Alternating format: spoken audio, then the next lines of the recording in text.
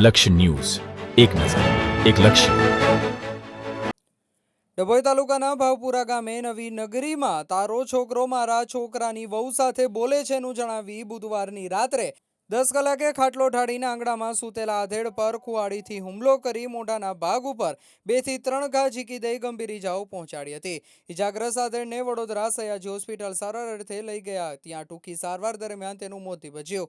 ડભોઈ પોલીસે ઘટના સંબંધિત ખૂનનો ગુનો નોંધી ગણતરીની કલાકોમાં જ હત્યારાને ઝડપી પાડવા જેલ ભેગો કરી કાયદેસરની કાર્યવાહી હાથ ધરી છે. ડભોઈ તાલુકાના ભાવપુરા ગામે નવી નગરીમાં બુધવારની રાત્રે ઘટેલી ઘટના ક્રમમાં ત્યાં જ રહેતા અને હત્યાનો ભોગ બનનાર નટુભાઈ હરજીભાઈ રાઠોડિયા, જેઓ મહેનત મજૂરી કરી અને પોતાનું પેટીયું રડી ખાતા હતા. આ ઘટના સંબંધિત તેઓની પત્ની રેવાબેને ફરિયાદમાં જણાવ્યા અનુસાર તેના પતિ નટુભાઈ ગામના પ્રકાશ પટેલને ત્યાં ખેતી કામ માટે ટ્રેક્ટર હંકારવાનું કામ કરતા હતા.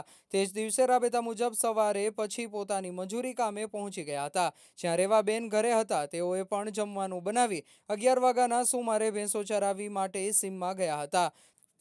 ત્યારે રાબેતા મુજબ બપોરના 12 કલાકે તેમના પતિ નટુભાઈ ઘરે આવી જમી પરવાડી પરત પોતાના કામકાજ માટે નીકળી ગયા હતા.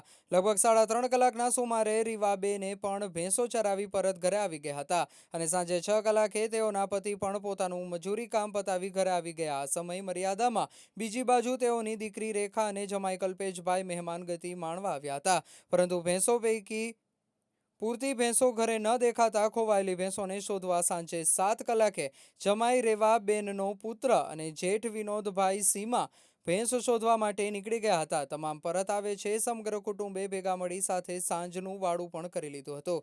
ત્યારબાદ આંગણામાં ખાટલો ઢાળી તેમના કુટુંબીજનો સાથે બેઠા હતા, જ્યાં 9:30 કલાકના સુમારે તમામ પોતપોતાની રીતે વ્યવસ્થા મુજબ સૂઈ ગયા હતા. જે પૈકી પૌત્ર અને રેવાબેન અને તેમના ભોગ બનનાર પતિ આંગણામાં ઢાળેલા ખાટલા ઉપર ત્રણેય એક સાથે સૂઈ ગયા હતા.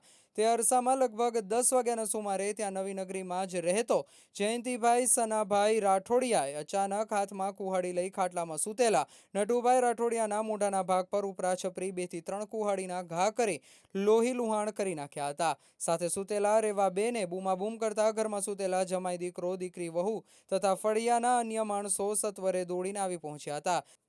આ તબક્કે પોતાના પતિને વધુ મારમાંથી બચાવવા રેવાબેને પ્રયત્ન કરતા રેવાબેનને પણ કુહાડીનો આથો મારી નીચે ગબડાવી દીધા હતા. જ્યારે બીજી બાજુ જયંતિ રાઠોડિયા પણ ગબડી ગયો હતો. તરત જ ઊભો થઈ હાથમાં કુહાડી લઈ તારો છોકરો મારા છોકરાની વહુ સાથે બોલે છેનો બડબડ કરતો હતો. પોતાના ઘર તરફ ચાલીને નીકળી ગયો હતો. આ તબક્કે ફળિયામાં રહેતો વિજય વસાવા સત્વર 108 ઇમરજન્સી સેવાને ફોન કરી બોલાવતા ગંભીર ઇજાગ્રસ્ત નટુભાઈને વડોદરા સયાજી હોસ્પિટલ ખાતે લઈ જવામાં આવ્યા, જ્યાં ટૂંકી સારવાર દરમિયાન નટુભાઈનું મોત નીપજ્યું હતું. આ ઘટનાઓ સંબંધિત ડભોઈ પોલીસે રેવાબેનની ફરિયાદ લઈ ગણતરીના કલાકોમાં જ હત્યારા જયંતિ રાઠોડિયાને ઝડપી પાડી જેલ ભેગો કરી આગળની કાયદેસરની કાર્યવાહી હાથ ધરી છે. રિપોર્ટર નિરંજન ચૌહાણ, ડભોઈ. તારીખ 13/6/24ના રોજ ડભોઈ પોલીસ સ્ટેશનમાં 302નો ગુનો રજીસ્ટર કરવામાં આવેલ છે. ફરિયાદીમાં રેવાબેન રાઠોડિયા કે જેઓ ભાવપુરા ગામના વતની છે, તેઓની ફરિયાદ લેવામાં આવેલ છે. ફરિયાદની વિગત જોતા ફરિયાદીના પતિને આરોપી જયંતિભાઈ રાઠોડિયા કે જેઓ ભાવપુરાના જ વતની છે અને તેઓએ ફરિયાદીના પતિને માથામાં કુહાડીના ઘા મારી મોત નિપજાવેલાની વિગત ધ્યાને આવેલ છે. આ ગુનાની તપાસ હાલ ચાલુ છે. ગુનાની વિગત અને તપાસ કરતા આ ગુનાના આરોપીએ ફરિયાદીને માથામાં કુહાડીના ઘા મારેલ છે. વિગત જોતા આરોપીના છોકરાની વહુ સાથે મરણ જનારના છોકરાને આડા સંબંધ હોવાનો વહેમ રાખી આ ગુનાના આરોપીએ ફરિયાદીને પતિને મારી મોત નિપજાવેલાની વિગત ધ્યાને આવેલ છે. હાલ આ ગુનાની તપાસ ડભોઈ પોલીસ ઇન્સ્પેક્ટર દ્વારા કરવામાં આવી રહેલ છે અને ગઈકાલે આ ગુનાના આરોપીની ધરપકડ કરવામાં આવેલ છે.